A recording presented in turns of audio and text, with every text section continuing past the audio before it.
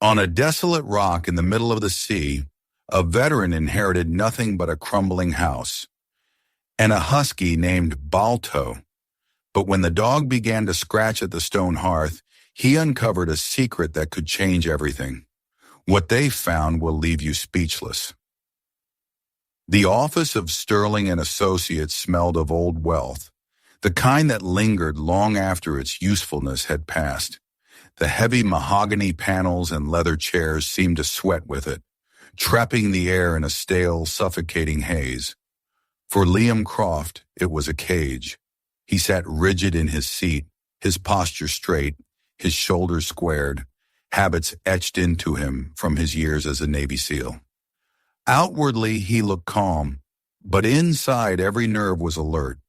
He mapped the exits, weighed the crystal decanter on the desk, noted the faint tremor in his cousin's foot as it tapped impatiently on the polished floor. Across the desk, Evan Croft slouched like a man in his element, 5 years younger, softer, and perpetually smug. Evan radiated the kind of confidence that came not from strength, but from money that had always been there. His suit was expensive, tailored to disguise indulgence, but it clung uncomfortably to his body. He smirked as the family lawyer adjusted his spectacles and cleared his throat, preparing to read the final will of Julian Croft. Liam's memories of his grandfather were fragments, the smell of salt and engine oil, the scrape of calloused hands, a voice like gravel. Their lives had drifted apart when Liam had enlisted against his family's wishes. The Crofts wanted heirs to build empires, not soldiers who vanished into shadows. Still, as Sterling spoke the name, something inside Liam stirred, a faint echo of belonging. The assets rolled off Sterling's tongue with the precision of a man who had done this many times before. A summer home in the Hamptons went to Evan. The Croft Shipping Company went to Evan. Stocks, bonds, real estate, all to Evan. With every bequest, his cousin's smirk grew wider, his satisfaction thicker. Finally, the old lawyer paused, peered over his glasses, and said quietly, "And to my grandson, Liam Croft, I leave my home at Seawolf Ledge, off the coast of Maine, and everything upon it. I also entrust to his care my loyal companion Balto." He hesitated, then continued, his tone deliberate. "This bequest is made with a specific understanding. Seawolf Ledge is given to Liam because he is the only one who understands the value of a silent watch." The phrase hit Liam harder than any insult. Silent watch. It was a phrase from his world, born of long nights in hostile terrain, hours of staring into darkness, unseen and unacknowledged. How could his grandfather, the man he had barely known, have understood? For the first time in years, Liam felt the weight of recognition. Evan burst into laughter. "Seawolf Ledge? That worthless rock in the middle of nowhere? And a dog?" He shook his head, voice dripping with mockery. "The old man really lost it, unless, of course, he buried treasure out there. Cousin, I hope you brought a shovel, because that's all you'll ever get." Liam didn't answer. He had nothing to say to a man who would never understand. After Evan swaggered out, leaving behind the sharp scent of cologne, Mr. Sterling leaned closer, his dry voice lowered to a murmur. "Your cousin misunderstands your grandfather's intent. Julian Croft was not sentimental, but he was deliberate. There is a small trust set aside for upkeep, enough for supplies, fuel, and modest living. Your grandfather wanted you to continue what he began." He pushed a folder across the desk. Inside was the deed, a hand-drawn map marking Seawolf Ledge, and the name of a fisherman who had been paid in advance to make supply runs. He also wanted to ensure Balto was cared for until you arrived. Your grandfather described him as a serious companion, not just a pet, a husky, 5 years old, large, silver white. A serious dog for a serious place. Liam closed the folder slowly, staring at the map. a dot in the wide Atlantic, a crumbling house, and a dog. Evan thought it was a joke, but for Liam, weary of noise and displacement, it was something else. It sounded like refuge. The long drive north was an unraveling. Towns grew smaller, the trees taller, the air cleaner. By the time he reached Port Clyde, dusk had settled, and the harbor smelled of salt, pine, and low tide. On the pier, under the faint glow of a bulb, a man worked a net. His hands were knotted and scarred, his face carved by decades of weather. "You must be the Croft boy," he said in a voice like stones grinding underwater. "Liam," he corrected gently. "You must be Jed." The fisherman studied him, then nodded. "Your grandfather was a good man, kept to himself, but fair. Your ride's waiting." He gestured toward the boat, and there he was. Balto sat in the stern, still and proud. Larger than most huskies, his coat was a striking blend of silver and white, glowing faintly in the lamplight. His eyes were the color of ice, piercing blue and full of a sharp intelligence. He did not bark or move. He simply watched. Liam crouched, voice quiet. "Hey, Balto, I'm Liam." The husky tilted his head, then rose with fluid grace. He padded to the edge of the boat, nose twitching, and leaned forward. Liam extended a hand.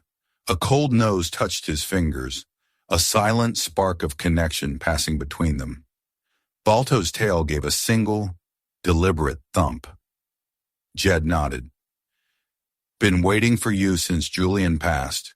Just sits there, staring at the sea, like he knew. The boat cut through dark water, the island rising ahead like a jagged tooth.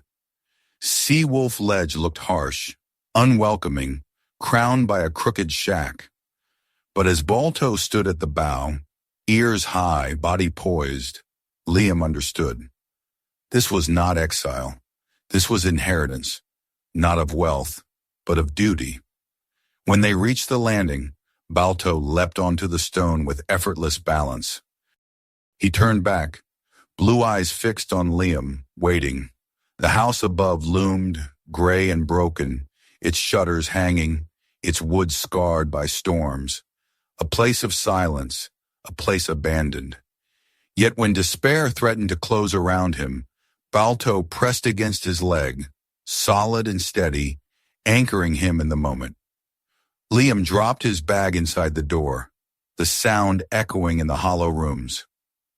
"All right, Balto," he whispered, his voice steadier than it had been in years. "Let's get to work." The first morning on Seawolf Ledge broke gray and cold.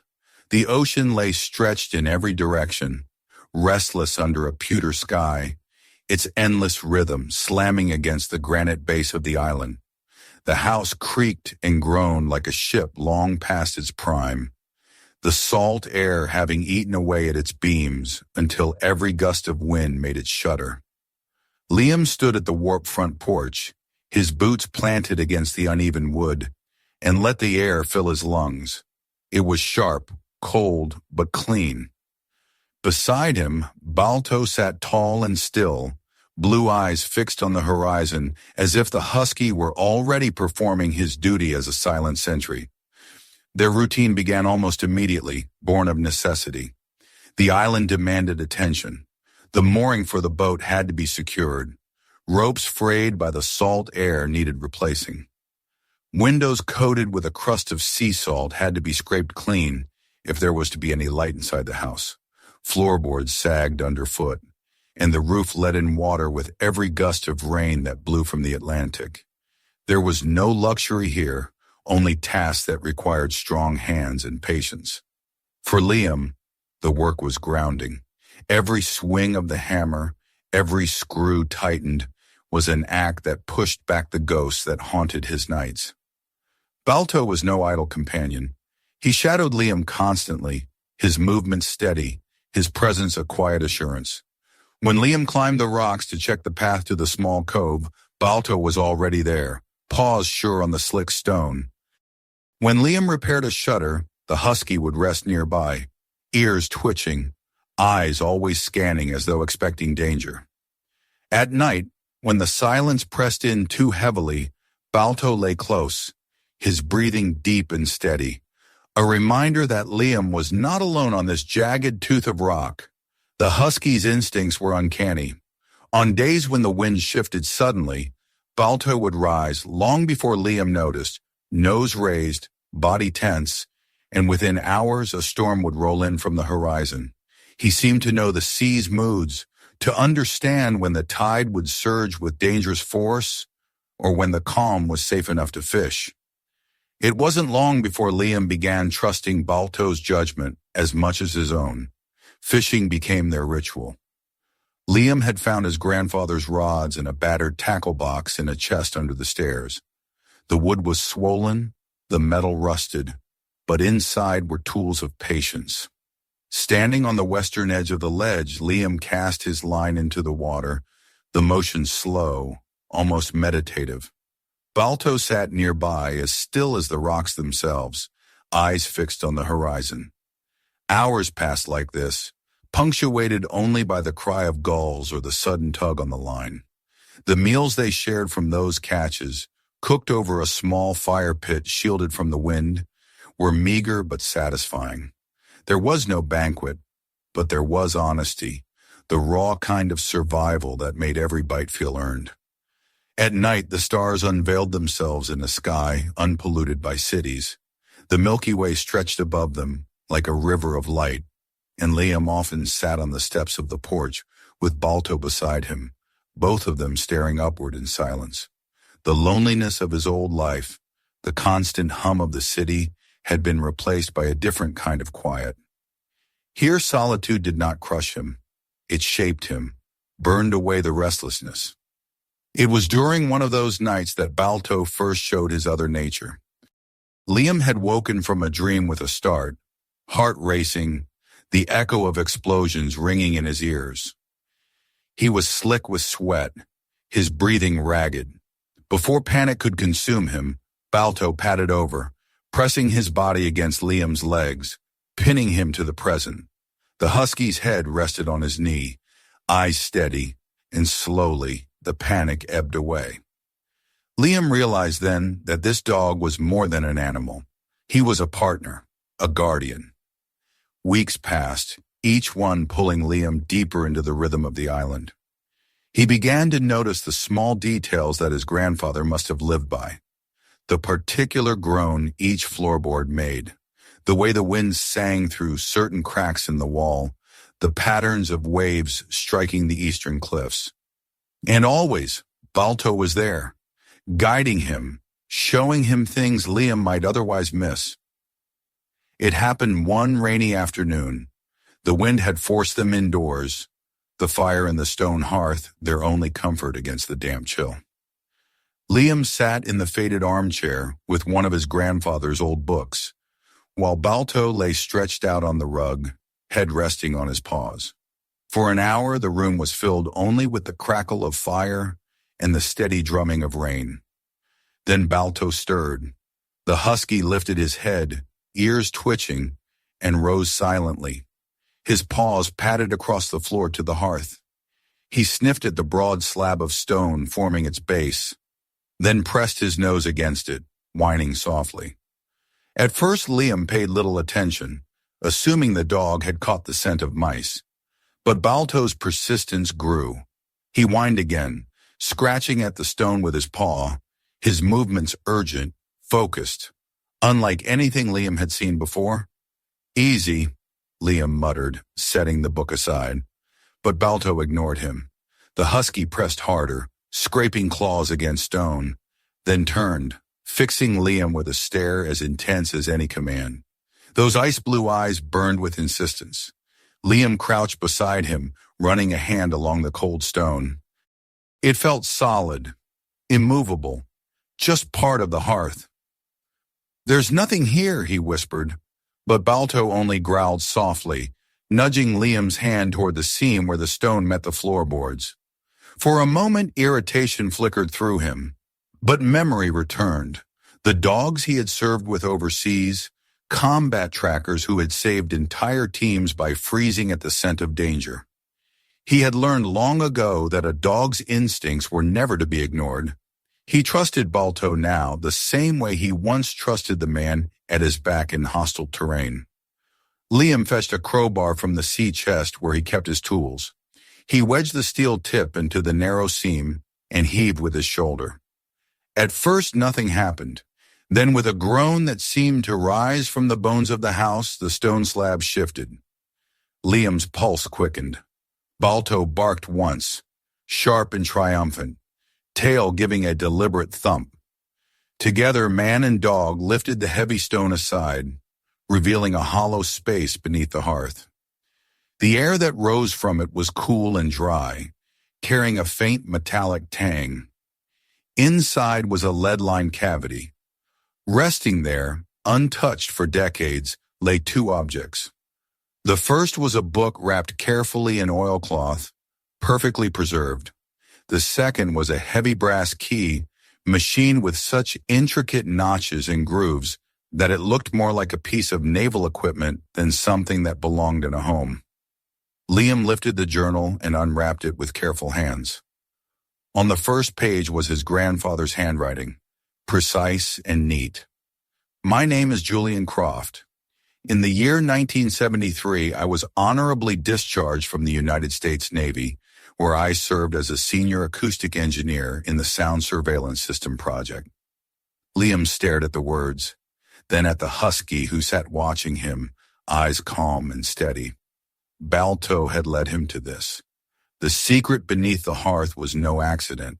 It was part of a legacy. And now, with the rain beating against the roof and the fire flickering low, Liam realized that the true inheritance of Seawolf Ledge had only begun to reveal itself. The storm that had rattled the old house the night Balto uncovered the hidden cavity lingered in the air for days afterward, as if the island itself was brooding over the secret it had reluctantly revealed. Liam sat at the table with the oilcloth-wrapped journal spread open before him. Balto stretched across the floorboards nearby. The Husky's head was raised, blue eyes fixed on him as though he too was listening. The handwriting was his grandfather's, the same crisp, deliberate strokes he remembered from faded postcards and childhood notes. But these pages were not letters. They were records, precise and methodical, filled with diagrams, calculations, and sketches of currents and rock formations. Julian Croft had not been a hermit who retreated to a worthless rock. He had been an engineer, a man obsessed with the ocean's voice. Liam read deep into the night, the firelight flickering across his face. The journal spoke of the Sound Surveillance System, a Cold War initiative designed to detect submarines in the deep sea. Julian had served as a senior acoustic engineer, a man whose gift was hearing what others could not. But the entries darkened with anger. He wrote that the Navy wanted his research for weapons, not for protection. They wanted to hunt, not to listen. Disgusted, Julian had left, selling a patent and using the money to construct something of his own. Seawolf Ledge was no coincidence. Beneath its harsh granite surface lay a geological marvel, a stone lens, a natural amplifier of the ocean's quietest whispers. Liam's hand brushed the strange brass key on the table. The drawings in the journal showed its profile, matched with a circular slot hidden in the cliffs. The words were clear, though cloaked in the coded abbreviations Liam remembered from his own training. At the lowest tide, follow the Kraken's arms to the heart of the trident. Insert the key and turn. There was more, riddles layered with naval jargon, but the message was unmistakable. His grandfather had built something inside the rock itself. He leaned back, heart pounding. The old man had hollowed out a chamber, alone in secret. He had filled it with machinery, powered by the sea's endless tides, and turned Seawolf Ledge into a fortress of listening. It was madness. It was brilliance. Balto rose suddenly and padded to the door. He pawed once, then looked back, tail stiff, ears pricked. Liam closed the journal. "Not yet, boy," he said softly. But even as he spoke, he felt it too. A pull, a command from the past. The next days were a restless waiting. Liam studied every entry, memorizing the sequence of instructions. He traced the diagrams of turbines hidden in underwater channels, sketched again the placement of the tide-powered generator, learned the startup sequence his grandfather had recorded step by step. Balto watched him in silence, but the Husky's body was taut, as though he sensed the moment approaching. On the morning of the spring tide, the ocean fell back farther than Liam had ever seen. The rocks glistened in the pale light, slick and exposed, seaweed clinging to their flanks like dripping banners. The gulls screamed overhead, agitated by the shifting water. Liam packed a small canvas satchel, flashlight, rope, water, the brass key heavy in his pocket. Balto was already waiting at the door, eyes bright, body tense. Together they climbed down to the eastern side of the island. The footing was treacherous, the stone wet and shining, but Balto moved with the surety of something born of ice and rock. The Husky weaved ahead, then paused, waiting for Liam when the way grew steep. They reached the formation Julian had called the Kraken's Arms, long kelp beds stretching like tentacles toward the base of the cliff. At their end rose the trident, 3 jagged prongs of granite stabbing into the sky. The central prong was slick with moss and barnacles. To Liam's eyes it was seamless stone, a sheer wall offering no entry. Doubt gnawed at him. Had he misread? Was this a fantasy scribbled by a bitter old man? He reached to touch the cold granite, but Balto surged forward, pressing his nose against a patch draped in thick seaweed. The Husky barked once, sharp and decisive. Liam pushed the seaweed aside, and there it was, a perfect circle cut into the stone, small and hidden, its center engraved with grooves and notches. His pulse thundered. He pulled out the brass key and held it against the indentation. The fit was flawless. He glanced once at Balto, whose eyes shone with fierce expectation, then slid the key into place and twisted. The rock shuddered. A grinding roar filled the air, vibrating up through Liam's boots. A thin seam of darkness appeared, widening as a massive slab of granite slowly, impossibly slid inward. Barnacles cracked, seaweed tore away, and a doorway opened into blackness. From within flowed a rush of cool, dry air, tinged with the faint scent of machinery asleep for decades. Liam raised his flashlight. Its beam pierced a tunnel carved into the living stone. Walls smooth, ceiling low, floor lined with steel plates that had not rusted despite the years. He stepped inside. Balto pressed close to his leg. The silence was absolute, broken only by the steady drip of water from their boots. 50 feet in, the tunnel ended at a heavy naval-style door, a wheel lock at its center. Liam spun it with both hands. It turned easily, perfectly balanced as though oiled yesterday. The door swung open. A cavernous chamber yawned before them, cut directly from the granite, filled with technology that hummed faintly as though stirred from slumber by their presence. Banks of consoles, their surfaces smooth and dustless, curved around a central command station. Against the far wall loomed a massive curved screen, dark for now but waiting. Above, ventilation systems whispered. Along the sides, turbines and batteries sat in perfect silence, self-sustaining and eternal, the gift of the tides. Balto padded down the steel stairs with Liam close behind. The Husky sniffed the air, ears high, tail stiff, as though acknowledging the sanctity of the place. Liam laid a hand on one of the consoles. Cold metal, smooth under his fingers, alive with potential. He opened the journal again and turned to the pages marked with numbers and diagrams. His grandfather had left a startup sequence, detailed step by step, to wake the station from its long sleep. He hesitated. Then slowly he began. Lever by lever, switch by switch, He followed the script. Lights blinked from amber to green. A low hum rose through the chamber, deep and resonant, as though the very bones of the rock were vibrating with power.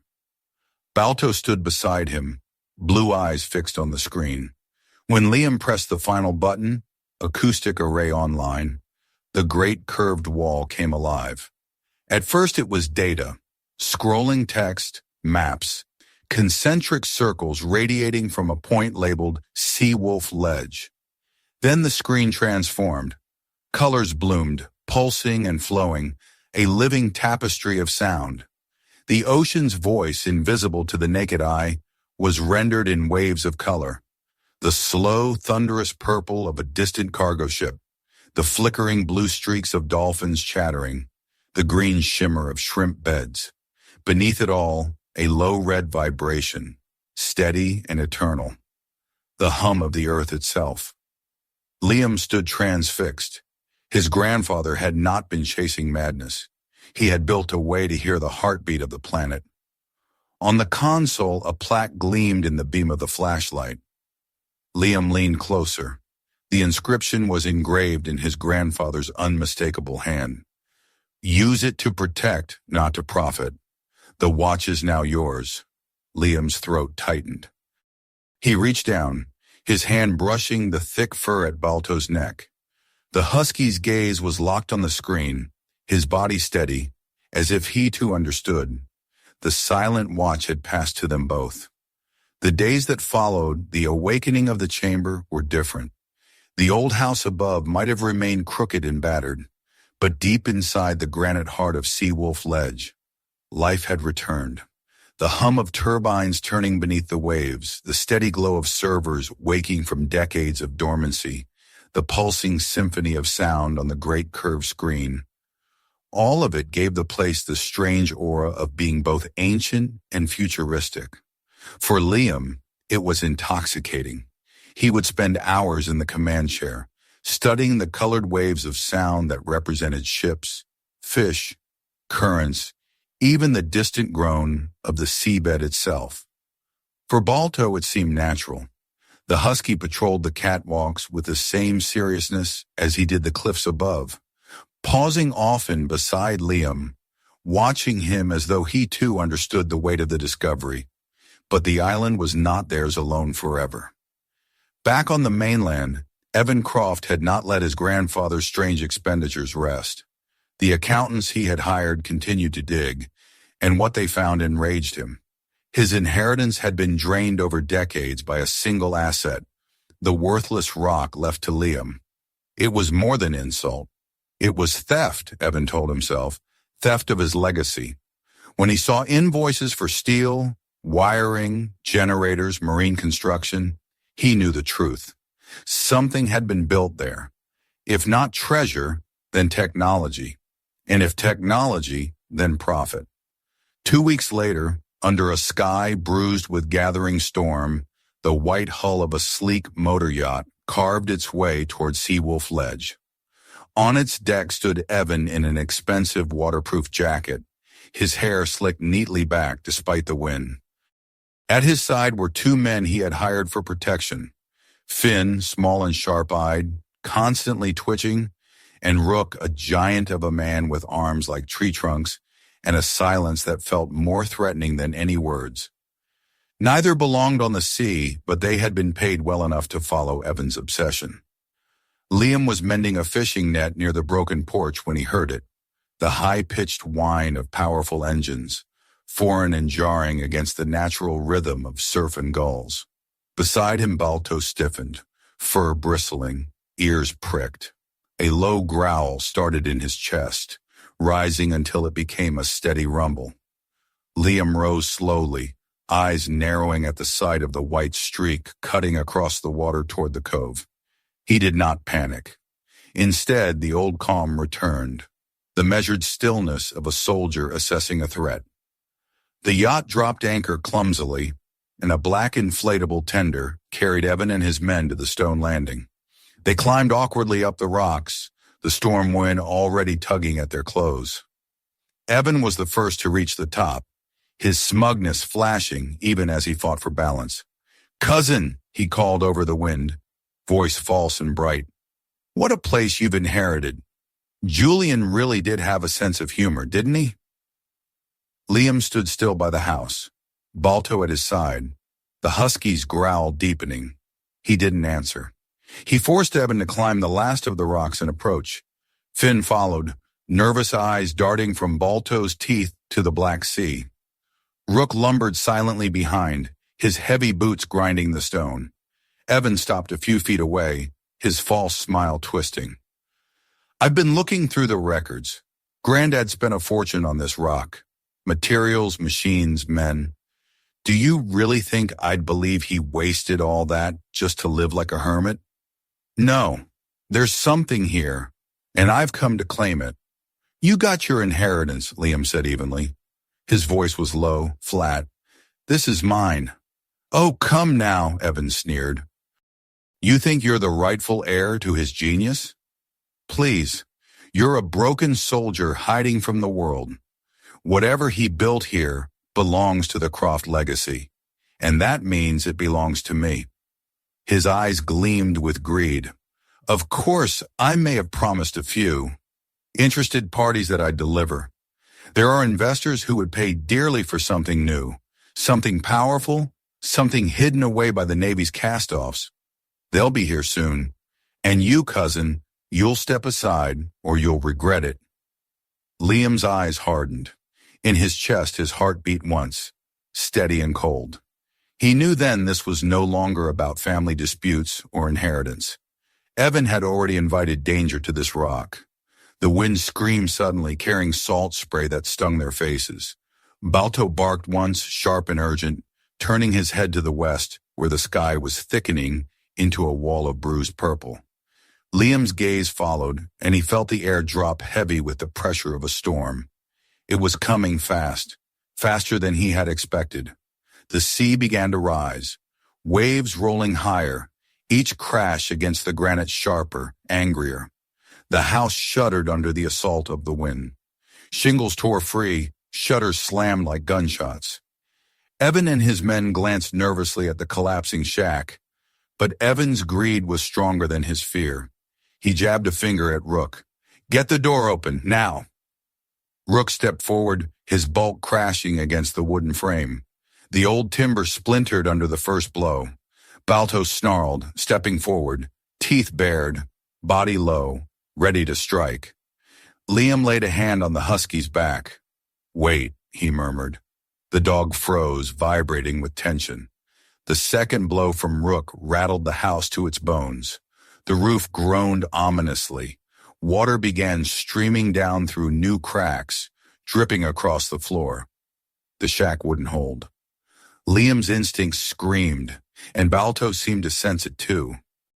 The Husky's growl cut off abruptly, replaced by a sound Liam had never heard from him before. A long, high-pitched howl that rose above the roar of the storm. It was mournful, primal, and filled with warning. Julian's words from the journal flashed through Liam's mind. "When the stone sighs, the dog will sing its sorrow." It was not the house Balto mourned. It was the ledge itself.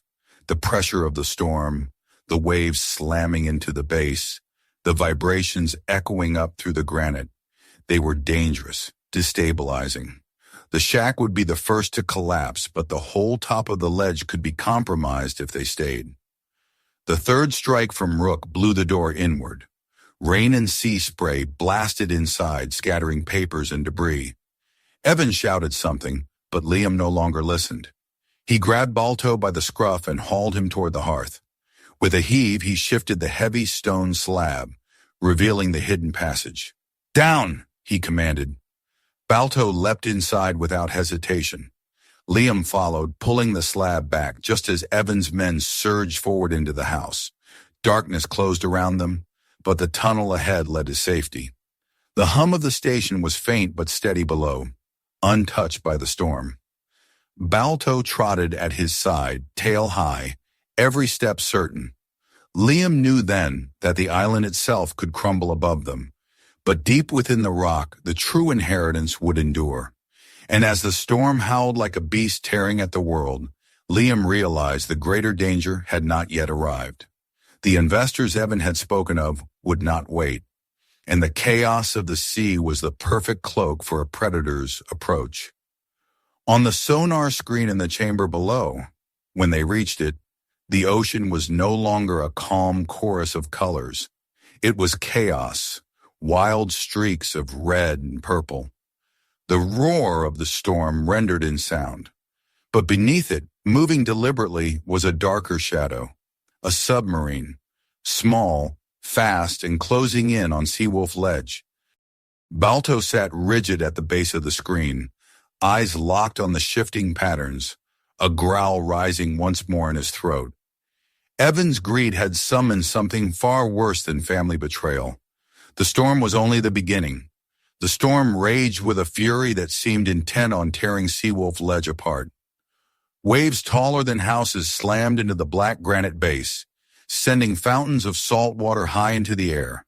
The guttural roar of the wind shook even the foundation, and above, the remains of the shack groaned like a dying beast. Yet inside the chamber, sealed beneath tons of stone, there was a strange, almost eerie calm. The hum of the turbines carried on, steady and indifferent, as though the storm above were no more than a passing ripple. On the massive curved screen, however, the storm revealed itself in color and chaos. Vibrant streaks of red and violet pulsed and collided. The soundscape of the ocean turned into a frenzied symphony of distortion. But within that storm, a darker presence moved. A small submarine, no larger than a commercial trawler, crawled toward the ledge, using the deafening cover of the tempest to hide its approach. It was deliberate, careful, and unmistakably hostile. Balto sat tall in front of the screen, his eyes locked on the dark blue shadow edging closer. The Husky's hackles rose, a low growl vibrating in his chest. Liam crouched beside him, one hand gripping the dog's thick fur, the other steady on the console. His mind was calm, sharper than it had been in years. The instincts drilled into him on foreign battlefields returned with merciless clarity. The threat was here. Behind them, the echo of boots on steel reminded him of the other danger. Evan, pale and drenched from the storm, stood with Finn and Rook near the stairwell. They looked small, diminished, shivering in their soaked clothes, faces drawn with fear. The arrogance had drained from Evan, replaced by the dawning horror that his greed had delivered him into something far greater than he could control. "What is this?" Evan's voice cracked, trying to sound demanding but breaking into panic. "What the hell did he build here?" Liam turned just enough to face him. His expression was flat, cold. "Something you don't understand, and something you'll never own." Evan's mouth opened, but no words came. He stared at the screen, eyes wide, seeing the shadow of the submarine pulsing closer, realizing at last that this was no treasure chest waiting to be plundered. It was power and responsibility. Liam ignored him. His hands moved across the console, fingers dancing over switches and keys, following the codes his grandfather had left. He brought up the communications array, dormant until now. The system hummed as the old transceiver sparked to life, its signal boosted by the natural amplifier of the rock. Liam typed a short burst message in the coded language of naval operators. Coordinates. Category 4 storm active. Hostile submersible approaching. Vulture's nest compromised. Request immediate assistance. The message transmitted, swallowed by static. There was no reply, only silence. But Liam knew the old codes had routes, and somewhere, someone would still be listening. He turned back to the screen. The submarine had slowed, holding position just outside the ledge's hidden turbines. Whoever commanded it was waiting, perhaps for the storm to ease, perhaps for Evan's signal, but they would not wait forever. The hours dragged like years. The storm above battered the rock, each impact sending a faint vibration through the walls. Water poured across the sonar screen in a mad ballet of color, and still the submarine lingered. Evan and his men huddled in a corner, too shaken to speak, their bravado drowned with the shack that the sea had already claimed. Balto remained unmoving, watchful, a gray and white sentinel beside Liam. At dawn, the storm broke. The colors on the screen began to clear, the chaos subsiding into calmer patterns of green and blue. The submarine stirred, edging closer, ready to strike. Liam tensed, preparing for the worst. But then from the top edge of the screen, two golden signatures streaked across the display, moving fast, cutting through the water like arrows. Coast Guard cutters. The submarine turned, its dark pulse jerking with sudden desperation.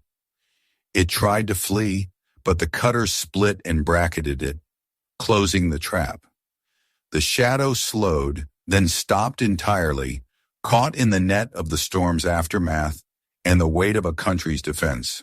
On the screen, the colors stabilized, the hum of the ocean returning to its steady, eternal rhythm. Relief washed over Liam, but it was not triumph. It was the heavy calm of survival. Balto's growl faded, replaced by a deep breath, his ears flicking forward, his blue eyes still locked on the screen, as if to make sure the enemy was truly gone. Liam laid a hand on his head. "Good watch, boy," he whispered. Hours later, when the heavy granite door groaned open and sunlight spilled into the chamber, Liam led the group out into the morning. The storm had scoured the ledge bare. Nothing remained of the shack but splinters wedged into the rocks. The air was sharp with salt, and the sea boiled below, but above them the sky was washed clean, bright, and endless. In the cove, a Coast Guard cutter bobbed steadily, its gray hull scarred by the storm but intact.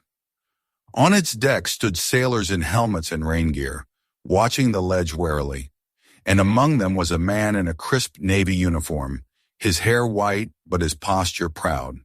He climbed the rocks with steady steps until he stood face to face with Liam. "Liam Croft?" the man asked. His voice was steady, authoritative, but not unkind. "Yes, sir.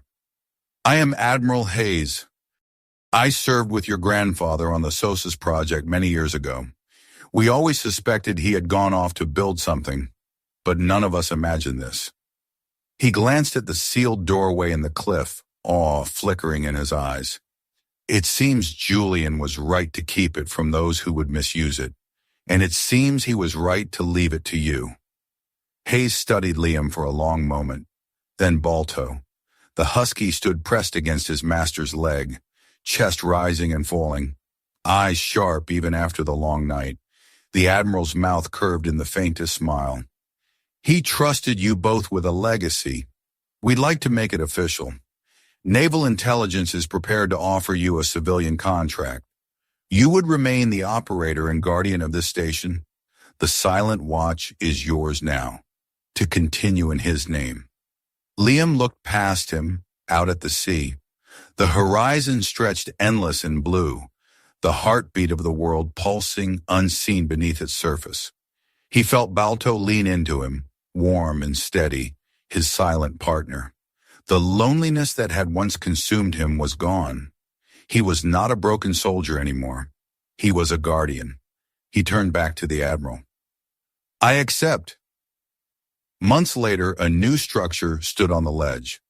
Reinforced steel and concrete, built to weather storms that would have destroyed the old shack, it served as an observation post and a home. From its highest deck, Liam stood in the afternoon sun, Balto at his side. The Husky's head was lifted, his coat shimmering in the light, ears twitching at the cry of distant gulls. Together they watched the sea. The world might never know what lay beneath their feet, what symphony of secrets pulsed through the granite lens. But that was not the point. The legacy was not about wealth nor conquest, but vigilance. To listen, to protect. The Silent Watch had been passed down, and now it belonged to a soldier and his dog.